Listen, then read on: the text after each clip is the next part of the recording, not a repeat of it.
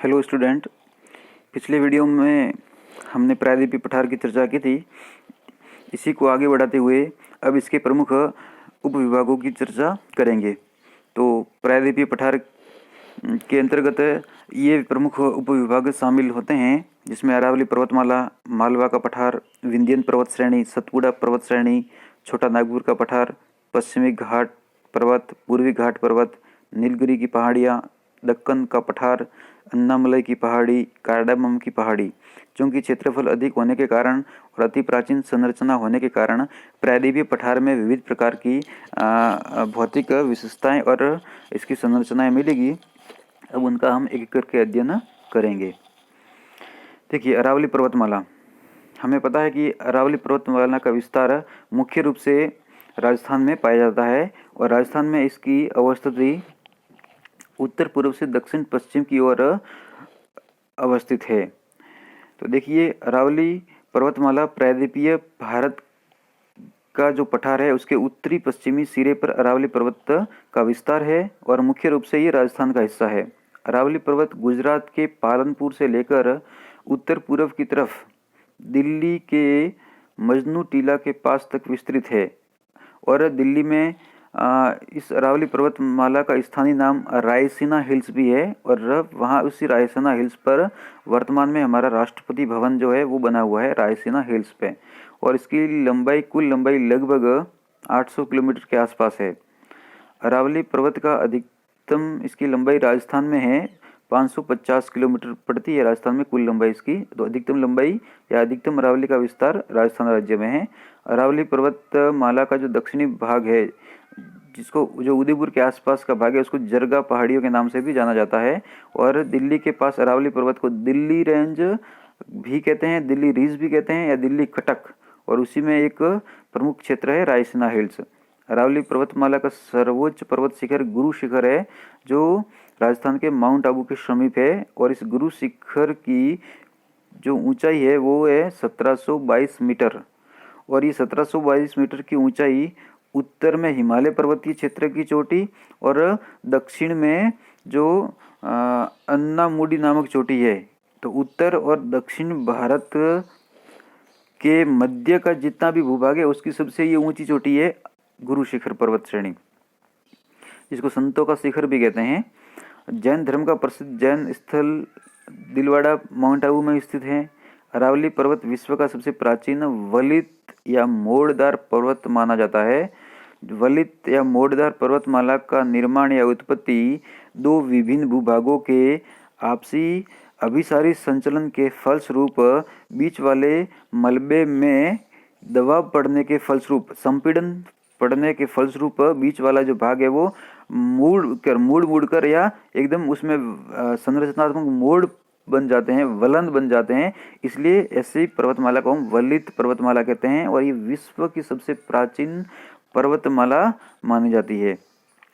बनास नदी अरावली को पश्चिम से पूर्व दिशा में पार करती है और चंबल नदी में ये मिल जाती है। प्रमुख नदी है बनास नदी, जो अरावली के पश्चिम में उत्पन्न होकर ये पूर्व की ओर चंबल नदी का हिस्सा बन जाती है।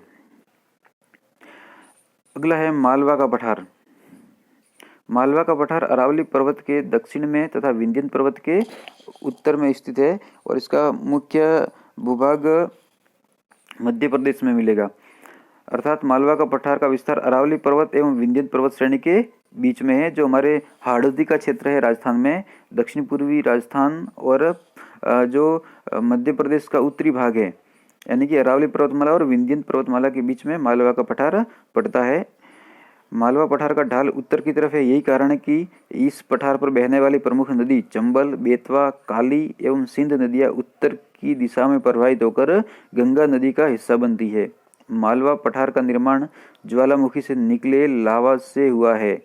जब ज्वालामुखी की उत्पत्ति होती है तो ज्वालामुखी से उत्पन्न जो पदार्थ है वो बाहर आकर यदि धरातल पर जम जाता है तो उसको लावा बोलते हैं, और यदि धरातल के अंदर ही रहता है तो उसको हम बोलते हैं मैग्मा। तो ये लावा के जमाव से ही इस पठार का निर्माण हुआ है, जिसके कारण मालवा पठार पर काली मिट्टी अधिक मात्रा में पाई जाती है। मालवा पठार से मुख्य रूप से चंबल नदी, बेतवा नदी और काली सिंध नदी निकलती है।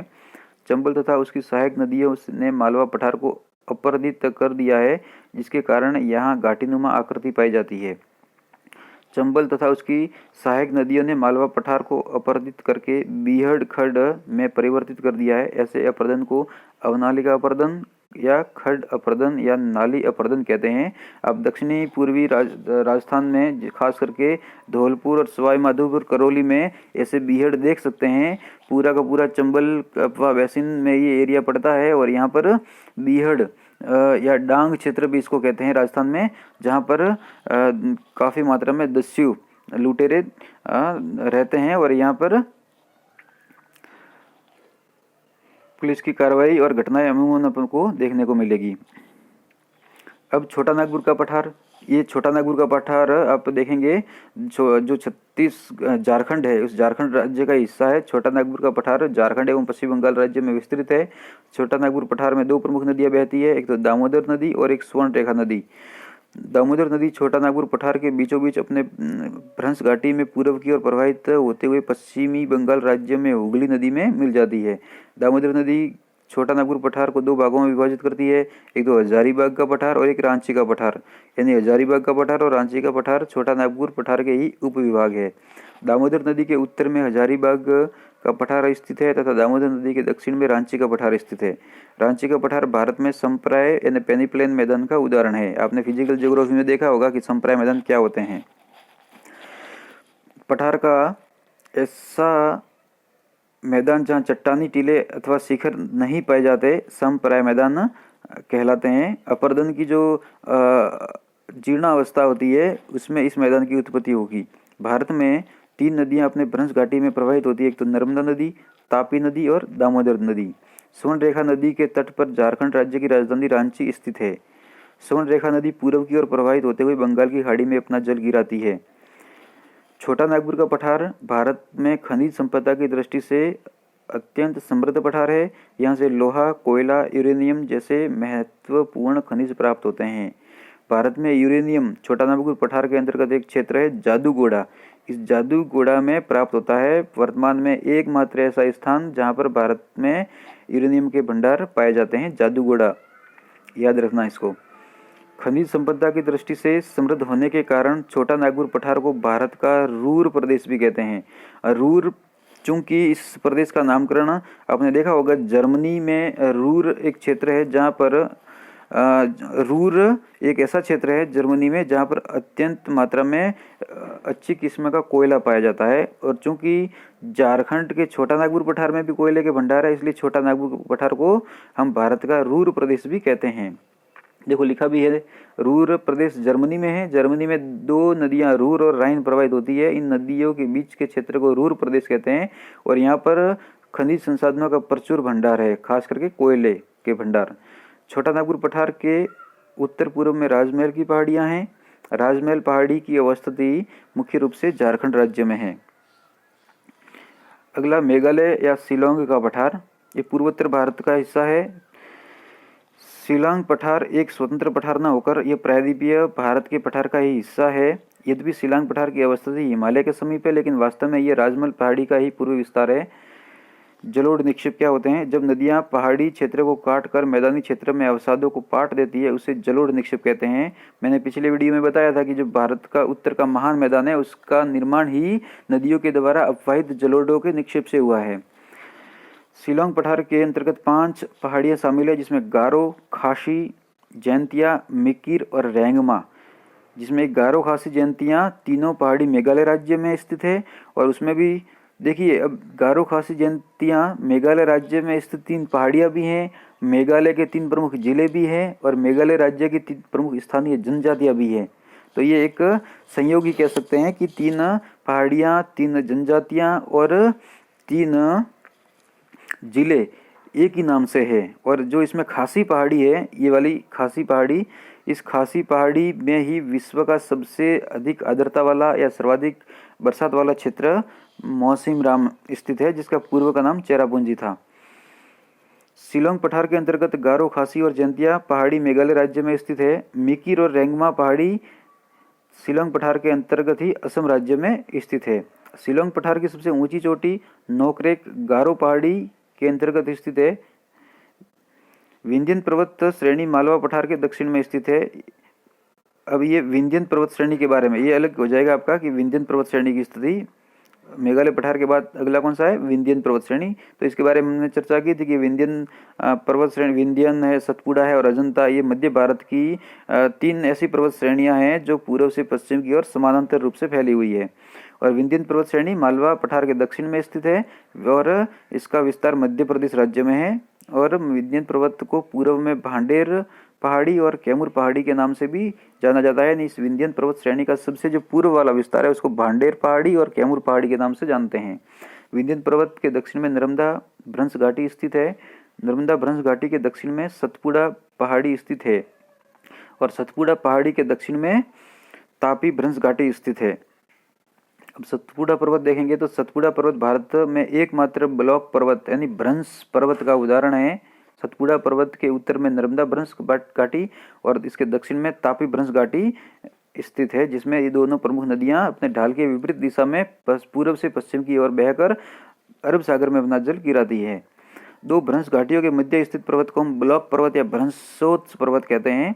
सतपुड़ा पर्वत पश्चिम से पूर्व की ओर 3 पहाड़ियों के रूप में विस्तृत है, जिसका पश्चिम से पूर्व की ओर क्रम है, जिसमें पश्चिम में इसको सतपुड़ा पर्वत श्रेणी को राजपीपला कहते हैं, फिर महादेव पहाड़ी और फिर मैकाल पहाड़ी। आपको पता होगा महादेव पहाड़ी की सबसे जो ऊंची चोटी है वो धूपगढ़ है और ये मध्य प्रदेश में स्थित है। इसी प्रकार मैकाल पहाड़ी पर एक अमरकंटक पर्वत चोटी भी स्थित है। अमरकंटक मध्य भारत का एक प्रमुख पठारी क्षेत्र है जो खनिज के भंडार की दृष्टि से और प्रमुख नदियों की उत्पत्ति स्थल भी माना जाता है। राजपीपला सतपुड़ा पर्वत की सबसे पश्चिमी पहाड़ी है। महादेव पहाड़ी सतपुड़ा पर्वत पर स्थित मध्य की पहाड़ी है। देखिए सतपुड़ा पर्वत की सबसे ऊंची चोटी धूपगढ़ चोटी है और वो महादेव पहाड़ी पर स्थित है।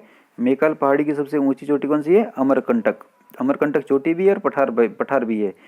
मैकाल पहाड़ी मध्य प्रदेश और छत्तीसगढ़ राज्य की सीमा बनाती है। अमरकंटक चोटी के समीप भी नर्मदा एवं सोन नदियां निकलती है। नर्मदा नदी पश्चिम की ओर अपने भ्रंश में प्रवाहित होते हुए खंभात की खाड़ी में गिरती है और सोन नदी अमरकंटक से निकलकर उत्तर की ओर प्रवाहित होती हुई पटना के पास गंगा नदी में मिल जाती है। पंचमढ़ी हिल स्टेशन, जिसको पंचमढ़ी बायोस्फीयर रिजर्व धूपगढ़ चोटी के पास ही स्थित है। सतपुड़ा पर्वत का विस्तार गुजरात, महाराष्ट्र एवं मध्य प्रदेश राज्य में स्थित है। अब देखिए अगला है दक्कन का पठार। दक्कन पठार की अवस्थिति सतपुड़ा पर्वत श्रेणी पश्चिमी घाट और पूर्वी घाट के मध्य में स्थित है। इस दक्कन पठारी को मुख्य रूप से हम दक्कन ट्रेप से नाम से भी जानते हैं और दक्कन ट्रेप की चट्टानों से बना हुआ है। दक्कन पठार के अंतर्गत ही दंडकारण्य का पठार आता है और इस दंडकारण्य पठार का विस्तार छत्तीसगढ़ और उड़ीसा राज्य में स्थित है। दंडकारण्य पठार के अंतर्गत ही बस्तर का पठार आता है और यह दंडकारण्य पठार के दक्षिण में स्थित है। भारत में टीन का एकमात्र उत्पादन या भंडारण बस्तर के पठार में ही अवस्थित है। दक्कन पठार के अंतर्गत निम्नलिखित संरचनाओं को शामिल करते हैं। तो कौन कौन से दक्कन पठार में, इसमें एक कुछ पहाड़ियां हैं और कौन सी पहाड़ी में वो राज्य स्थित है। हरिश्चंद्र एक तो पहाड़ी महाराष्ट्र में पड़ेगी, बालाघाट पहाड़ी महाराष्ट्र में है, अजंता पहाड़ी और ग्वालीगढ़ की पहाड़ी भी महाराष्ट्र में स्थित है। और इस दक्कन ट्रेप की उत्पत्ति मुख्य रूप से कैलिडोनियन काल में क्रिटेशियस काल में ज्वालामुखी के दरारी उद्भेदन के कारण लावा और मैग्मा के जमने के कारण हुआ है। इसलिए यहाँ पर काली मिट्टी का सर्वाधिक विस्तार है। और आप देखेंगे इसमें गुजरात और महाराष्ट्र वाला जो भाग है और उत्तरी कर्नाटक और पश्चिमी जो आंध्र प्रदेश का भाग है, यहाँ पर अत्यंत बड़ी मात्रा में काली मिट्टी के जमाव मिलेंगे और कपास की खेती भी बड़े पैमाने पर यहाँ की जाती है। अब देखिए ये जो प्रायद्वीपीय पठार हमने देखा, इसके कुछ भाग इसमें दिए हुए हैं। देखो इधर थार डेजर्ट, ये थार डेजर्ट है और इसमें ये देखो ये अरावली पर्वतमाला यहाँ मिलेगी आपको। फिर ये देखो मध्य भारत में पूर्व पश्चिम से पूर्व की ओर समानांतर 3 पर्वत श्रेणियाँ हैं, जिसमें एक तो विंध्यन पर्वत श्रेणी, सतपुड़ा पर्वत श्रेणी और इसके दक्षिण में यहाँ मिलेगी अजंता। और इधर ये पूर्व से पश्चिम की ओर ये नदी बहती है नर्मदा और ये है तापी। और ये अरब सागर में अपना जल गिरेगी। ये कच्छ का रण हो गया, ये हो गया आपके छोटा नागपुर का पठार, इधर हो गया आपके मेघालय का पठार, इधर वाला शिलोंग या मेघालय का पठार कहाँ हो गया, इधर पूर्व में। फिर देखो ये ईस्टर्न घाट यानी पूर्वी घाट हो गया ये पूरा, इधर लिखा है वेस्टर्न घाट यानी पश्चिमी घाट, ये पूरा का पूरा। और ये पूर्वी घाट और पश्चिमी घाट की जो गांठ है जो यहाँ पर मिलते हैं, इसको बोलते हैं नीलगिरी हिल्स या नीलगिरी की पहाड़ियाँ। और इसके दक्षिण में ये कार्डमम हिल्स है, इलायची की पहाड़ियाँ। इस प्रकार से आप देख सकते हैं कि पूरा का पूरा जो दक्कन प्लेट्यू है, प्रायद्वीपीय पठार है, उसके विभिन्न भौतिक संरचनाएं आपको मिलेगी। अब प्रायद्वीपीय पठार का महत्व, तो चूंकि अत्यधिक विशाल क्षेत्र होने के कारण और तीनों तरफ से समुद्र का हिस्सा अवस्थित होने के कारण जितनी भी जो आर्द्र पवनें, जो मानसूनी, जो दक्षिणी पश्चिमी मानसूनी पवनें आती है, वो बारिश भी अच्छी कर देती है, खास करके इसके तटवर्ती क्षेत्रों में। चूँकि मध्य का भाग तो पूर्वी और पश्चिमी घाटों से ढका होने के कारण बीच वाला भाग है वो वृष्टि छाया प्रदेश में रहता है, यहाँ अतः न्यून बारिश होती है। लेकिन इसके पूर्वी और पश्चिमी तटवर्ती क्षेत्र में बहुत ही ज़्यादा बारिश होती है। और पश्चिमी जो घाट है, इसके समानांतर जो पश्चिमी तटीय क्षेत्र है, ये तो भारत का सर्वाधिक आर्द्र बरसात वाला क्षेत्र भी है, 200 सेंटीमीटर से अधिक बारिश का क्षेत्र है। और इसी कारण यहाँ पर जो मानसूनी आर्द्र या सदाबहार वृक्ष अधिक मात्रा में मिलेंगे। तो प्रायद्वीपीय पठार का महत्व, एक तो नदियों की दृष्टि से यहाँ विभिन्न प्रकार की नदियाँ निकलती है और उन नदियों के द्वारा निक्षेपित तटीय मैदानों का निर्माण हो सका है। और नदियों के विविध जो आप उपयोग समझ सकते हैं, जल विद्युत की दृष्टि से बड़े बड़े बांध बना के उनसे सिंचाई भी की जाती है। इसके अलावा मनोरंजन और पर्यटन के साधन है, मत्स्य पालन है। तो नदियों से होने वाले जितने भी प्रत्यक्ष अप्रत्यक्ष जो लाभ है वो यहाँ मिलते हैं। चूँकि प्रायद्वीपीय पठार गोंडवाना लैंड का मूल हिस्सा होने के कारण यहाँ प्राचीन आर्कियन और विंध्यन प्रकार की चट्टानें मिलती है, जिसके कारण विभिन्न प्रकार के खनिज भंडार मिलते हैं। तो खनिज भंडार की दृष्टि से अत्यंत धनी क्षेत्र है। और खास करके छोटा नागपुर का पठार, जिसको हमने कहा था भारत का रूर प्रदेश, तो विविध प्रकार के इसमें धात्विक अधात्विक खनिज बड़ी पैमाने पर पाए जाते हैं।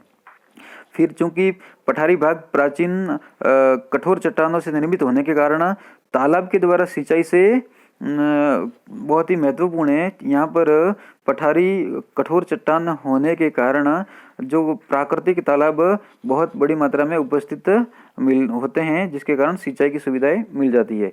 जल विद्युत की दृष्टि से भी काफ़ी महत्वपूर्ण क्षेत्र है। विभिन्न प्रकार की नदियाँ, छोटी बड़ी नदियों में जल विद्युत परियोजनाएं संचालित है और सिंचाई में भी उनका उपयोग किया जाता है। बड़े बड़े बांध है, बांध के द्वारा सिंचाई है, मत्स्य पालन है, चरागाहों का विकास है, जल विद्युत उत्पादन है, वो सारी सुविधाएं यहाँ मिलती है। और चूंकि अच्छे अच्छे हिल स्टेशन है दक्षिण भारत में, पर्वतीय पठारी और पहाड़ी क्षेत्र होने के कारण पर्यटन दृष्टि से भी ये काफ़ी महत्वपूर्ण है। आपको पता होगा कि ये जो दक्षिण में नीलगिरी पर्वतमाला है, अन्नाईमुड़ी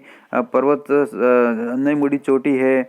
इसके अलावा आप यहाँ एक जगह का नाम सुना होगा ऊटी, जिसको उदगटमंगलम भी बोलते हैं। और ऊटी दक्षिण भारत का बहुत ही प्रमुख पर्यटन स्थल माना जाता है। इसी प्रकार मैसूर की पहाड़ियाँ भी हैं। तो पर्यटन का विकास बहुत ज़्यादा हुआ है। और जैव विविधता की दृष्टि से आप देखेंगे भारत के अधिकतर जो सेंचुरीज है, वन्य जीव संरक्षित क्षेत्र है या जो राष्ट्रीय पार्क है, वो दक्षिण भारत में मिलेंगे। ठीक है ना। तो उष्णाद्र जो आर्द्र और उपाद्र प्रकार की जो मानसूनी वनस्पति है, उसका अधिकतम विस्तार यहाँ मिलेगा, जिसके कारण इस प्राकृतिक आवास में विविध प्रकार के वन्य जीव और जीव जंतु भी पाए जाते हैं। तो इस प्रकार से प्रायद्वीपीय पठार का भारत के आर्थिक विकास में बहुत ही ज़्यादा महत्व है।